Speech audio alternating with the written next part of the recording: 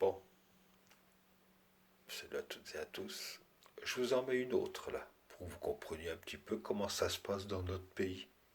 Et ça, c'est un infime pourcentage de ce qui fait qu'on en est là aujourd'hui dans notre pays. D'accord? Si ça vous fout pas les glandes, si ça vous donne pas envie de bouger, les amis, eh ben, vous pouvez aller acheter une corde tout de suite, hein, et puis pendez-vous, hein. Parce que de toute façon, voilà, ils finiront par vous tuer, hein, d'accord? Le pays est vendu, le pays est vendu.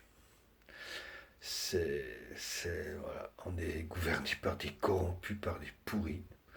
Regardez ça, et puis vous dites-moi si ça vous fait pas réagir, si vous êtes pas, si vous hallucinez pas, pardon. Philippe de Villiers avant la surprise du début d'émission. Le fondateur et directeur du média, je vais vous lire, c'est ce que je vais faire pour la première fois, je ne vais pas écrire, je vais vous lire une partie de la dépêche de l'AFP. Vous allez me dire si c'est média de confiance.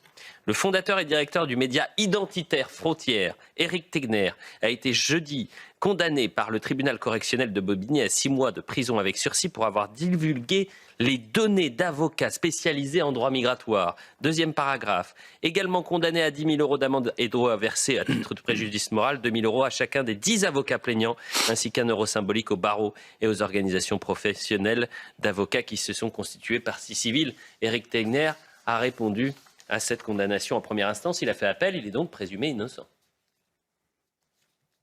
Vient d'être condamné à 6 mois de prison avec sursis. 6 mois de prison avec une sursis. C'est une totale dinguerie. Donc en gros, on est dans un pays où il y a des pédocriminels du périscolaire qui prennent moins d'1 an de prison avec sursis, mais dans lequel il y a des journalistes comme moi qui sont condamnés pour une enquête sur les fondements. Je vais vous raconter sur les fondements de la loi Samuel Paty. C'est une énorme dinguerie. À 6 mois de prison avec sursis et 10 000 € d'amende. Donc je vous explique.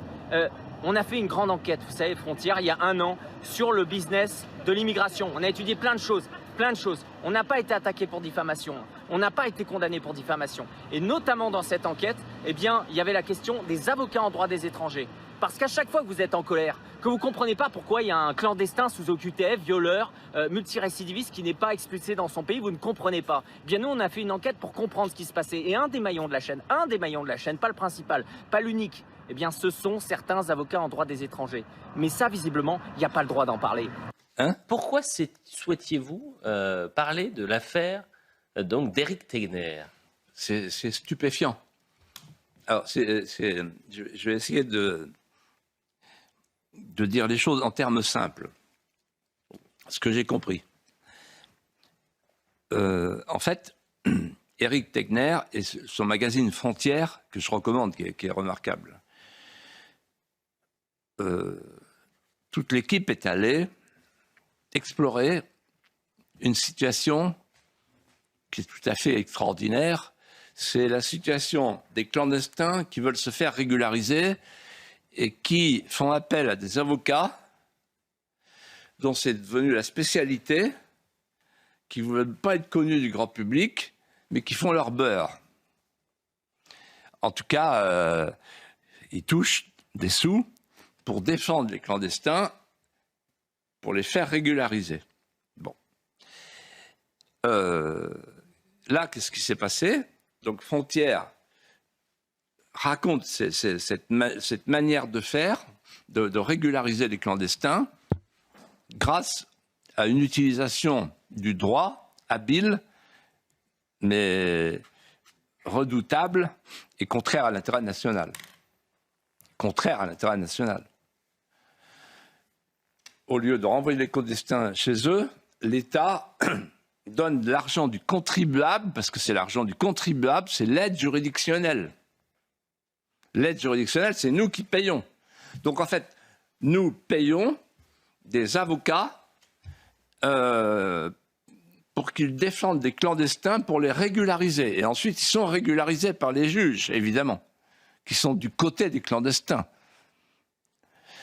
Et là, ce que je veux ajouter, c'est que, en regardant le jugement, je suis tombé de ma chaise en voyant que Éric Tegner, il n'est pas condamné pour diffamation, il est condamné dans le cadre de la loi Samuel Paty.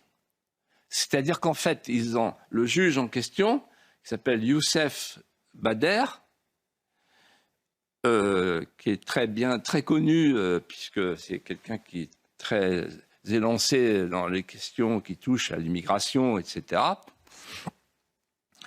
Il a en fait utilisé une loi, qui est la loi Samuel Paty, qui est faite contre les terroristes.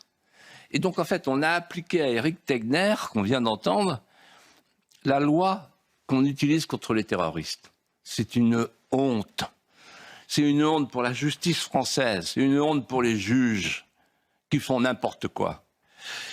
En revanche, ce que je voudrais dire, c'est que moi, je suis fier d'être à CNews, avec des gens comme vous, et avec des gens comme Éric Tegner. Frontières, quelle belle émission. Éric Tegner, c'est un Breton qui a la tête dure et qui représente ce que j'ai fait dire un jour à Jacques Maupilier, le courage s'accomplit en lui comme la marche ou la respiration. C'est ce que je lui ai dit au téléphone en disant « Elliot, souhaite qu'on parle de ce sujet, on en parlera et je te rendrai hommage. » Parce que des gens comme Éric Tegner, ce sont des Français structurés, mentalement, intellectuellement, qui aiment le pays plus que tout. Songez qu'il aime tellement sa Bretagne qu'il vient de créer une bière bretonne. C'est comme si on créait un cidre alsacien. Ben après tout, buvons. Allez, je bois, je trinque avec toi la bière bretonne d'Éric Tegner. Et on appelle « Tu gagneras » parce que quand même le bon sens est là. Alors, merci Macron, merci les politiques véreux. Les fistes, allez vous faire foutre. Gauchias, allez vous faire foutre. Francs-maçons, allez vous faire foutre. Frères musulmans, allez vous faire foutre. Et toi, le français qui bouge pas, va te faire foutre. Et viens pas pleurer surtout quand les choses vont arriver. Parce que ça s'accélère. Ça sera très vite là, 2027. Ça sera très vite là, hein, je vous l'ai dit. Je vous l'ai dit, fin juin 2027. Pas à partir de là. Au secours, les amis, au secours. Alors, bougez, bougez, bougez, bougez.